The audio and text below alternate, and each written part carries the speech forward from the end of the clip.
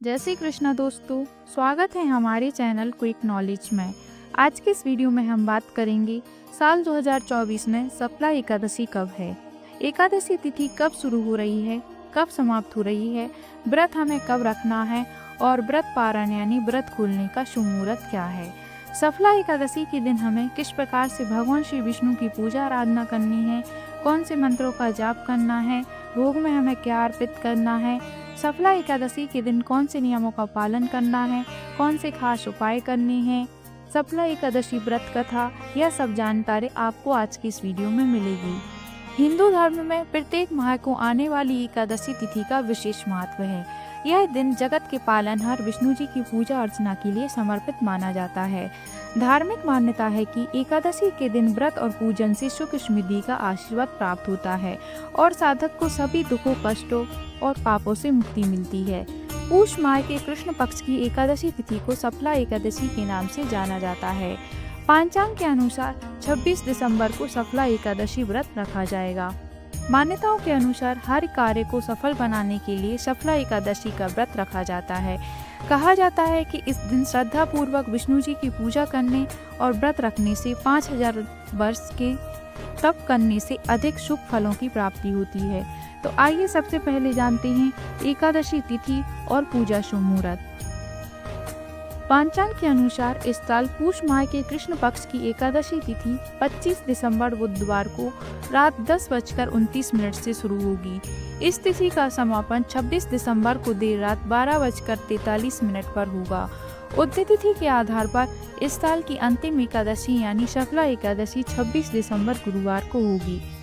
सफला एकादशी 2024 पूजा शुभ मुहूर्त। 26 दिसंबर को सफला एकादशी वाले दिन ब्रह्म मुहूर्त 5:23 से 6:17 तक। उस दिन का शुभ मुहूर्त यानी अभिजीत मुहूर्त दोपहर 12:01 से दोपहर 12:43 तक। सफला एकादशी व्रत की पूजा आप सुकर्मा योग में करें। उस दिन शुभ उत्तम सुबह 7:12 से सुबह 8:30 तक है।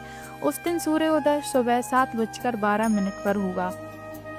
सफला एकादशी 2024 व्रत पारण समय। सफला एकादशी व्रत का पारण 27 दिसंबर शुक्रवार को सुबह 7:12 से 9:16 के बीच कर सकते हैं। द्वादशी तिथि का समापन 28 दिसंबर को 2:26 पर होगा। आइए अब जान लेते हैं सफला एकादशी शुभ संयोग के बारे में। इस बार की सफला एकादशी पर 3 शुभ संयोग बन रहे हैं। सफला एकादशी के दिन गुरुवार है, जो भगवान विष्णु की पूजा के लिए समर्पित है। ऐसे में एकादशी व्रत होने से उस दिन का महत्व और बढ़ जाता है। इसके अलावा सफला एकादशी के दिन सुकर्मा योग प्रातः काल से लेकर रात 10:42 तक रहेगा। उसके बाद से धृति योग बनेगा, जो अगले दिन पारण के समय भी होगा। व्रत के दिन स्वाति नक्षत्र प्रातः काल से लेकर शाम 6:09 तक है। उसके बाद विशाखा नक्षत्र है। आइए अब बात करते हैं सफला एकादशी पूजा सामग्री और पूजा विधि की। पूजा सामग्री में घी, पीला चंदन, लौंग, आम का पत्ता, गोपी चंदन, चौकी, पीला या लाल वस्त्र, हल्दी, फूल, नारियल, सुपारी, ऋतुफल, दूध, दही, शहद, पान, धूप, दीप, दिया, अक्षत, कुमकुम, मिठाई, पंचमेवा, धूप, हवन कुंड, तुलसी दल, हवन सामग्री, दीपक, बत्ती, गंगाजल, शुद्ध जल, एकादशी कथा की पुस्तक, देवी लक्ष्मी के लिए श्रृंगार की सामग्री समेत आदि। सफला एकादशी के दिन हमें किस प्रकार से भगवान विष्णु की पूजा करनी है। सफला एकादशी के दिन सुबह जल्दी उठें, स्नान आदि के बाद स्वच्छ कपड़े धारण करें, विष्णु जी का स्मरण करते हुए व्रत का संकल्प लें। अब विधि विधान से भगवान विष्णु जी और माँ लक्ष्मी की पूजा करें। एक छोटी चौकी पर पीला वस्त्र बिछाएं और लक्ष्मी नारायण की प्रतिमा स्थापित करें। विष्णु जी और माँ लक्ष्मी को फल, फूल, दीप और निवेद आदि अर्पित करें। विष्णु जी को तुलसी दल और पंचामृत का भोग लगाएं और उनके समक्ष घी का दीपक जलाएं। विष्णु सहस्त्र नाम और एकादशी व्रत कथा का पाठ करें। विष्णु जी के बीज मंत्रों का जाप करें। अंत में विष्णु जी की आरती उतारें और सभी देवी देवताओं की भी आरती उतारें। पूजा के दौरान जाने अनजाने में हुई गलती के लिए क्षमा प्रार्थना मांगें और पूजा समाप्त करें। अगले दिन द्वादशी तिथि में पूजा अर्चना के बाद व्रत का पारण करें। विष्णु मंत्र। सफला एकादशी के दिन विष्णु जी को प्रसन्न करने के लिए कुछ सरल मंत्रों का जाप कर सकते हैं। पहला, ओम नमो भगवते वासुदेवाय। दूसरा, ओम ह्रीं श्री लक्ष्मी वासुदेवाय नमः। तीसरा, ओम नमो नारायण। आइए अब जानते हैं सफला एकादशी के दिन हमें भगवान विष्णु को कौन कौन सी भोग अर्पित कर सकते हैं। केले का भोग। धार्मिक मान्यताओं के अनुसार भगवान विष्णु को पीला रंग बेहद प्रिय है। ऐसे में सफला एकादशी के दिन उन्हें केले का भोग लगाएं। मान्यता है कि केले का भोग लगाने से वह प्रसन्न होते हैं और साधक की सभी समस्याएं दूर करते हैं। दलिया और पंजरी। सफला एकादशी के दिन कई शुभ संयोग का निर्माण हो रहा है। ऐसे में उन्हें दलिया की पंजरी का भोग लगाना कल्याणकारी हो सकता है। माना जाता है कि पंजरी के भोग से भगवान विष्णु और माँ लक्ष्मी दोनों प्रसन्न होते हैं और वैवाहिक जीवन में चल रही समस्याएं दूर करती हैं। पीले रंग की मिठाई। सफला एकादशी पर आप भगवान विष्णु को पीले रंग की मिठाई जैसे बेसन के लड्डू, पेड़ा, बर्फी आदि का भोग लगा सकते हैं। यह बहुत शुभ होता है। पंचामृत का भोग। धार्मिक ग्रंथों में पंचामृत को ईश्वर का दिव्य प्रसाद माना जाता है। भगवान विष्णु की पूजा में इसका उपयोग करना अवश्य है। मान्यता है कि पंचामृत दूध, दही, घी, शहद और शक्कर का भोग लगाने से साधक की सुख में वृद्धि होती है। आइए अब जानते हैं सफला एकादशी के दिन हमें कौन सी नियमों का पालन करना है। सफला एकादशी के दिन भगवान विष्णु की विधि विधान से पूजा करनी चाहिए। भगवान विष्णु को तुलसी के पत्ते चढ़ाएं और दीपक व धूप जलाकर पूजा अर्चना करें। इस दिन भगवान विष्णु को तुलसी अर्पित करने के लिए एक दिन पहले ही तुलसी के पत्ते तोड़कर रख लें। सफला एकादशी के दिन यदि संभव हो तो व्रत जरूर रखना चाहिए। इस दिन व्रत रखने से व्यक्ति के समस्त पापों का नाश होता है और मोक्ष की प्राप्ति होती है। इस दिन ज्यादातर समय भगवान विष्णु का भजन कीर्तन करें। इस दिन दान करना बहुत शुभ माना जाता है। इस दिन आप अन्न, वस्त्र या धन का दान कर सकते हैं। सफला एकादशी के दिन स्वास्थ्यिक भोजन करें। तामसिक भोजन जैसे मांस, मछली, अंडे, प्याज, लहसुन आदि का सेवन ना करें। सकारात्मक विचारों को मन में रखें और दूसरों की सेवा करें। सफला एकादशी के दिन तामसिक भोजन या किसी भी प्रकार का नशा बिल्कुल ना करें। इस दिन झूठ बोलना वंचित होता है, इसलिए इस दिन भूल से भी झूठ ना बोलें। दिन में मन को शांत रखें और किसी भी प्रकार का गुस्सा ना करें। इस दिन गुस्सा करना भी वंचित माना जाता है।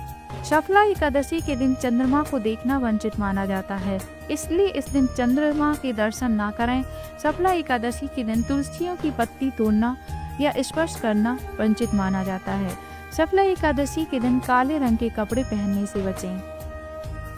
आइए अब जानते हैं सफला एकादशी के दिन हम कौन से खास उपाय कर सकते हैं। एकादशी के दिन भगवान विष्णु का पूजन किया जाता है।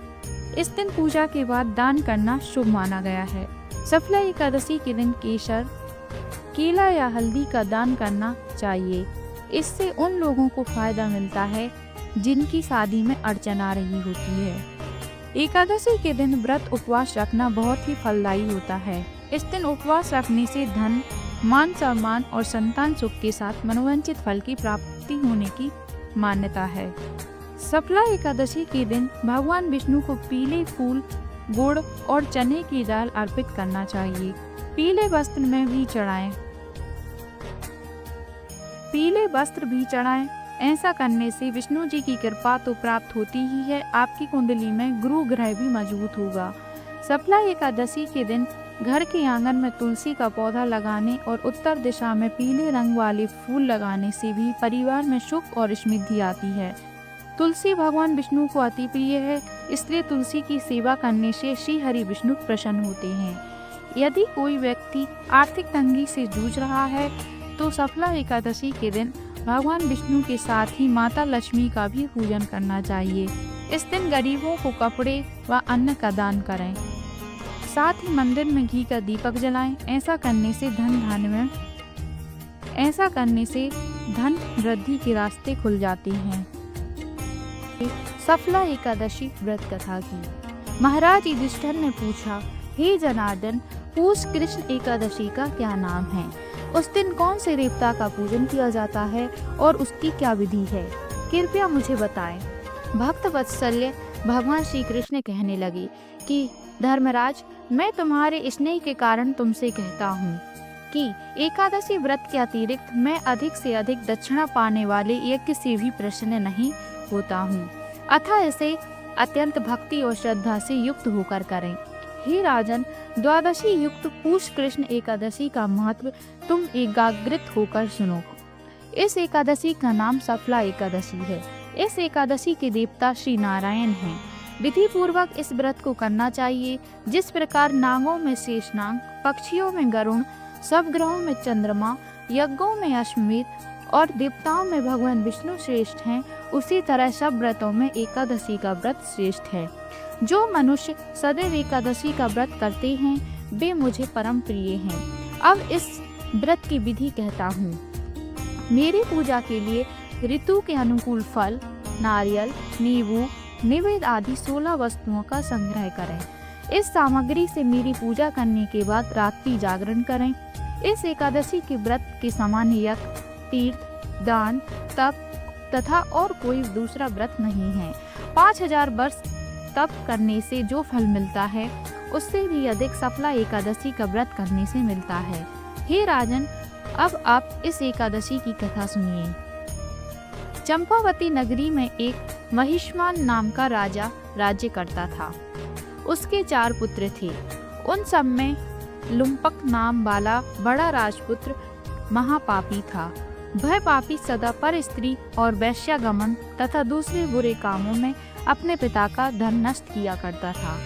सदैव ही देवता, ब्राह्मण, वैष्णवों की निंदा किया करता था। जब राजा को अपने बड़े पुत्र के ऐसे कुकर्मों का पता चला तो उन्होंने उसे अपने राज्य से निकाल दिया। तब वह विचारने लगा कि कहाँ जाऊं, क्या करूं। अंत में उसने चोरी करने का निश्चय किया। दिन में वह वन में रहता और रात्रि को अपने पिता की नगरी में चोरी करता तथा प्रजा को तंग करने और उन्हें मारने का कुकर्म करता। कुछ समय पश्चात सारी नगरी भयभीत हो गई। वह वन में रहकर पशु आदि को मारकर खाने लगा। नागरिक और राज्य के कर्मचारी उसे पकड़ लेते किंतु राजा के भय से छोड़ देते। वन के एक अति प्राचीन विशाल पीपल का वृक्ष था। लोग उसकी भगवान के समान पूजा करते थे। उसी वृक्ष के नीचे वह महापापी लुम्पक रहा करता था। इस वन को लोग देवता की पीड़ा स्थली मानते थे। कुछ समय पश्चात पूष कृष्ण पक्ष की 10वीं के दिन वह वस्त्रहीन होने के कारण शीत के चलते सारी रात्रि सो नहीं सका। उसके हाथ पैर अकड़ गए।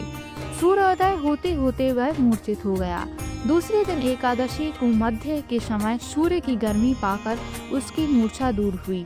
गिरता पड़ता वह भोजन की तलाश में निकला। पशुओं को मारने में वह समर्थ नहीं था, अतः पेड़ों के नीचे गिरे हुए फल उठाकर वापस उसी पीपल के वृक्ष के नीचे आ गया। उस समय तक भगवान सूर्य अस्त हो चुके थे। वृक्ष के नीचे फल रखकर कहने लगा, हे भगवान, अब आपके ही अर्पण हैं ये फल, आप ही तृप्त हो जाइए। उस रात्रि को दुख के कारण रात्रि को भी नींद नहीं आई। उसके इस उपवास और जागरण से भगवान अत्यंत प्रसन्न हो गए और उसके सारे पाप नष्ट हो गए। दूसरे दिन प्रातः एक अति सुंदर घोड़ा अनेक सुंदर वस्तुओं से सजा हुआ उसके सामने आकर खड़ा हो गया। उसी समय आकाशवाणी हुई कि हे राजपुत्र, श्री नारायण की कृपा से तेरे पाप नष्ट हो गए। अब तू अपने पिता के पास जाकर राज्य प्राप्त कर। ऐसी वाणी सुनकर वह अत्यंत प्रसन्न हुआ और दिव्य वस्त्र धारण करके भगवान आपकी जय हो कहकर अपने पिता के पास गया। उसके पिता ने प्रसन्न होकर उसे समस्त राज्य का भार सौंप दिया और वन का रास्ता लिया। अब लुम्पक शास्त्र अनुसार राज्य करने लगा। उसकी स्त्री, पुत्र आदि सारा कुटुंब भगवान नारायण का परम भक्त हो गया। वृद्ध होने पर वह अपने पुत्र को राज्य का भार सौंपकर वन में तपस्या करने चला गया और अंत समय में वैकुंठ को प्राप्त हुआ। अतः जो मनुष्य इस परम पवित्र सफला एकादशी का व्रत करता है उसे अंत में मुक्ति मिलती है। जो नहीं करते वे पूंछ और सींगों से रहित पशुओं के समान हैं। इस सफला एकादशी के महत्व को पढ़ने से अथवा श्रवण करने से मनुष्य को अश्वमेध यज्ञ का फल मिलता है। आशा करते हैं दोस्तों आपको हमारी जानकारी पसंद आई होगी। धन्यवाद।